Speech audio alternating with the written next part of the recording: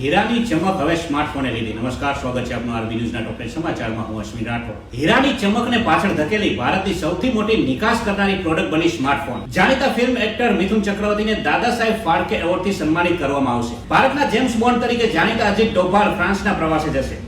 નેવીની વચ્ચે તાકાત, ડીલ માટે દસ્તાવેજો તૈયાર. ઇઝરાયેલે વધુ એક દુશ્મનનો ખાત્મો બોલાવ્યો. એર સ્ટ્રાઇકમાં હમાસ કમાન્ડર ફતેહ શેરીફ ઠાર. નસરાઅલ્લાના મોત પર ભારતથી પાકિસ્તાન સુધી પ્રદર્શન. લખનૌમાં અડધી રાત્રે 10,000 લોકો રસ્તા પર ઉતર્યા. પાકિસ્તાનમાં વિદ્રોહની આગ બંધ થવાનું નામ નથી લેતી. બલુચિસ્તાન બાદ હવે ખૈબરમાં પણ ભડકી આગ. દેવામાંથી પાકિસ્તાનને ઉગારવા માટે 6 મંત્રાલયને તાળા માર્યા. તો પાકિસ્તાનની કંગાળ સ્થિતિ પર રાજનાથસિંહે ટોણો મારતા કહ્યું કે IMF થી તો વધારે પૈસા અમે આપી દે, પણ તમે આતંકવાદી કેમ્પ બંધ કરો. સિરિયામાં અમેરિકાએ જોરદાર હુમલો કરતા એર સ્ટ્રાઇકમાં 37 આતંકવાદીઓ ઠાર મરાયા. ચાઇનીઝ અને મિડલ ઈસ્ટ ઇફેક્ટ શેર બજારમાં જોવા મળી અને જોરદાર કડાકો મળ્યો. તો આ હતા આજના ટોપ 10 ન્યૂઝ અને હું હતો આપની સાથે અશ્વિન રાઠોડ.